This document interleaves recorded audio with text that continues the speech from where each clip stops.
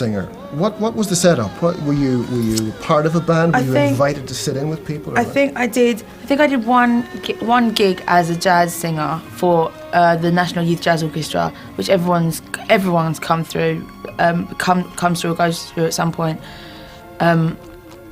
I think that was my first and last gig, because after that my manager came to that gig and said, "I'll give you loads of studio time and just go and play guitar and write songs." And I was like, "Thanks, why?" And he was like, "Well, you're going to make an album and then I'm going to get you signed and everything." And I was like, "Really?" You know, so it's cool.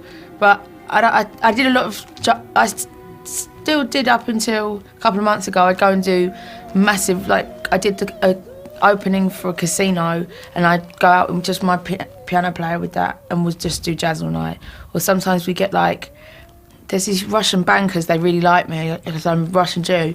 They like me, they always book me if they're in town, and we do jazz for them, we don't do my stuff. So I still sing jazz, but I do it in a duo context.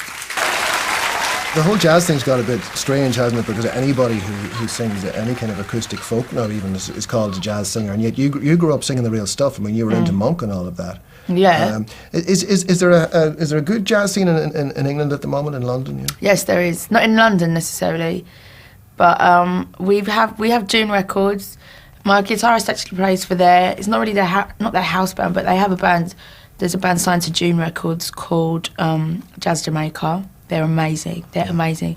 Saw them at Brecon, and it was a massive auditorium, and they were on quite early in the day because not a lot of people know who they are. We sat at the back of the auditorium expecting it to fill up, and there was probably about 30 people in there. But when I say massive, I mean the size of, it must have been like 1,000 capacity, and we were like practically alone. It was amazing. And it's so cool, their stuff. It literally is it's like ska jazz, and they're wicked. And then there's members of that. Dennis Baptiste is in there. And then you've got there's Abram Wilson, who's a great trumpet player. He's doing his own thing. But I think my favourite jazz artist in England is definitely Soweto Kinch. Oh, he's great. I love Soweto. I'd melt every time I see him. I'm like, "Hi. Have you still got a girlfriend?" And he's like, "I'll chuck her for you." I'm like... The mission to excel is a solitary one. Hours of dedicated practice every day for little or no financial reward.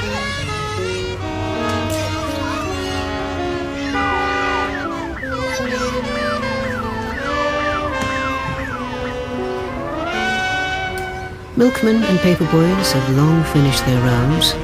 Schoolchildren are on their way, and the ordinary bustle goes on around. The jazz musician's quest goes on regardless in this unlikely setting. High above the drudgery of routine, trying to climb the stratosphere and be heard.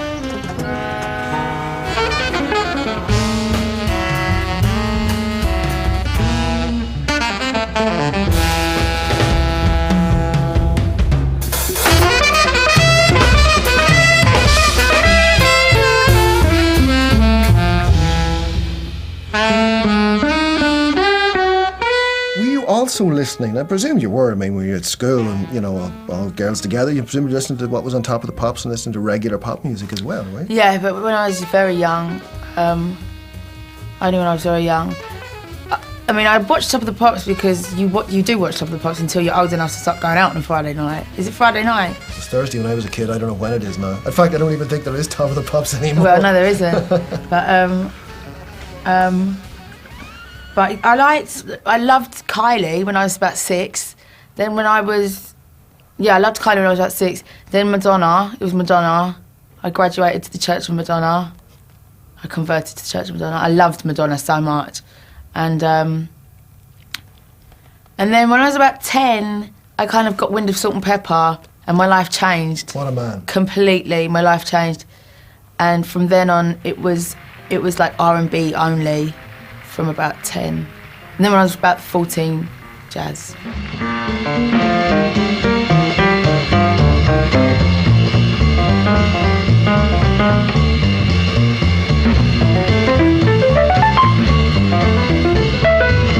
You know, she was heavily influenced with Thelonious Monk, and you know, I'd spend a bit of time in the evenings with her, listening to Monk really, and her following, you know, everything note for note. You know, it was amazing really, because it's such heavy music anyway.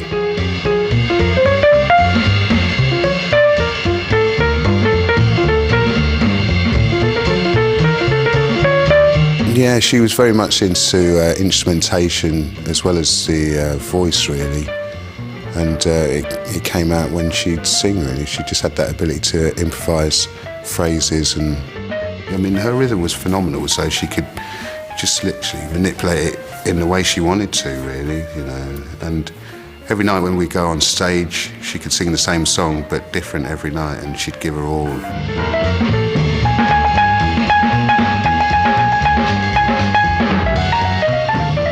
Did you have help in kind of finding this stuff? I mean, for instance, did your parents have these records, or did you have to go and look for them? No, my brother had everything. I mean, all the R&B and that stuff that I came to when I was like, it was then called swing at the time. Like stuff that I would buy. My brother was like, no. Actually, at the time, my brother was listening to a lot of like Sonic Youth and Pearl Jam and Therapy and like really like I Want to Die bands like that. And I had a very brief flirtation with that, but I must have been about literally, like I said, 9. And then I discovered Salt and Pepper, and I was like, I've got my music now. And then he started listening to jazz when he was about 18, and I was 14. And I just remember the first time I ever heard Around Midnight, Through the Wall. Yeah. And I was just like... Was it Monk or Miles playing it? Monk. Yeah. I was just like, what is that? I'll never forget that. But yeah, I still remember hearing it. And then Ella sings it too, which is like great version of it. Oh, really? Oh, yeah, of course. Anyway. And I remember the first time I heard Ray Charles ever. It was Unchain My Heart. And yeah, it was Unchain My Heart. I remember walking into my brother's room, and I opened the door. I always used to knock because my brother would throw stuff at you if you didn't knock. I opened the door and I was just like that. And he goes, what? He looked at me like I was about to go, Mum's dead, or something like that. That's weird. He goes, what's wrong? And I went, who is this? And he went, it's Ray Charles. I was like, Ray Charles. And then from then on, I think I just listened to Ray Charles for 3 months, like exclusively. I was just like, unchain my heart, baby, let me go. Unchain my heart, 'cause you don't love me no more. Every time I call you on the phone, some fella tells me that you're not at home. So unchain my heart, oh please set me free. 99% of all songs I start with the lyrics. The lyrics must tell me a nice story. I must get some feeling. It must be some kind of way I can identify with that song. And then it's like being a good actor, a good actress, you know, how you do a part on the stage where people, you know, become so involved with you that they forget that you're just playing a part that somebody written, and they get mad at you, and or if you're funny, they laugh like you know, it's that kind of a thing. Or if it's sad, they'll cry. That's because you're doing what you're doing so well that you get the people involved in the feeling of what you're doing. And it's the same thing with singing a song. And that's what I try to do. I find songs that I feel I put myself into and make you believe that what I'm singing about must have happened to me. And you too, maybe. She talked about music in a really beautiful way, in a way that a real singer does, you know. And there's something about singers. They're odd, you know. They carry songs with them. How many songs is any singer singing at one time? How many songs are in a singer's head, for example? You know, if you talk to a great jazz singer, they'll say, I know 500 songs, but I'm singing 30 of them at the minute, you know. With Amy, even one so young, who was only 22, on the edge of what became a truly brilliant career,